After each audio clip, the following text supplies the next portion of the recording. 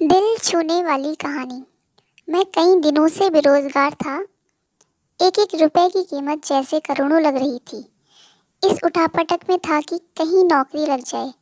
आज एक इंटरव्यू था, पर दूसरे शहर जाने के लिए जेब में सिर्फ 10 रुपए थे। मुझे कम से कम 200 रुपयों की ज़रूरत थी। अपने इकलौते इंटरव्यू वाले कपड़े रात में धोकर, पड़ोसी की प्रेस मांग के तैयार कर, अपनी योग्यता की मोटी फाइल बगल में दबाकर 2 बिस्किट खा के निकला। पैदल, जैसे तैसे चिलचिलाती धूप में तरबतर, बस इस उम्मीद में स्टैंड पर पहुंचा कि शायद कोई पहचान वाला मिल जाए जिससे सहायता लेकर इंटरव्यू के स्थान तक पहुंच सकूं। काफ़ी देर खड़े रहने के बाद भी कोई नहीं दिखा। मन में घबराहट और मायूसी थी। क्या करूंगा, अब कैसे पहुंचूंगा? पास के मंदिर पर जा पहुंचा। दर्शन कर सीढ़ियों पर बैठा था।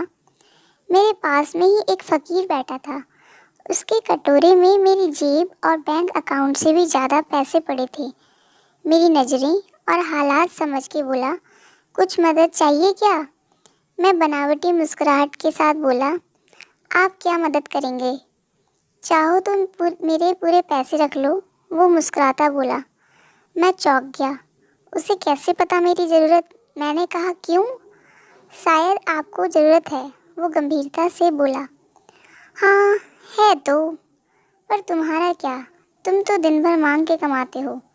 मैंने उसका पक्ष रखते हुए बोला।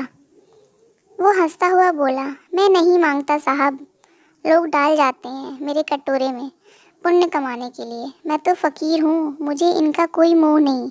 मुझे सिर्फ भूख लगती है, वो भी एक टाइम, और कुछ दवाइयाँ, बस।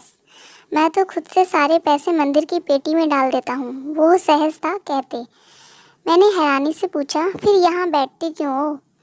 ज़रूरतमंदों की मदद करने, कहते हुए वो मंद मंद मुस्कुरा रहा था। मैं उसका मुंह देखता रह गया। उसने 200 रुपये मेरे हाथ पर रख दिए और बोला, जब हो तब लौटा देना। मैं उसका शुक्रिया जताता हूँ। वहाँ से अपने गंतव्य तक पहुँचा। मेरा इंटरव्यू हुआ और सिलेक्शन भी।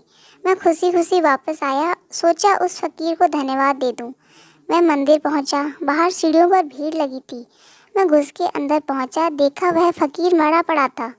मैं भौचक्का रह गया। मैंने दूसरों से पूछा, यह कैसे हुआ? पता चला वो किसी बीमारी से परेशान था, सिर्फ दवाइयों पर जिंदा था। आज उसके पास दवाइयाँ नहीं थीं और ना ही खरीदने के पैसे। मैं अवाक सा एक उस फकीर को देख रहा था। अपनी दवाइयों के पैसे वो मुझे दे गया था। जिन पैसों पे उसकी ज़िंदगी का दरोमदार था, उन पैसों से मेरी ज़िंदगी बना दी थी। भीड़ में से कोई बोला, अच्छा हुआ मर गया। ये भिखारी भी साले बोझ होते हैं, कोई काम की नहीं। मेरी आंखें डबडबा आईं।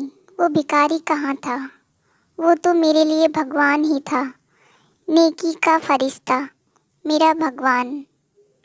मित्रों, हमसे कोई नहीं जानता कि भगवान कौन है और कहाँ है। किसने देखा है भगवान को? बस इसी तरह मिल जाते हैं। तो कैसी लगी हमारी स्टोरी गाइस? तो प्लीज़ लाइक करें एंड सब्सक्राइब करें।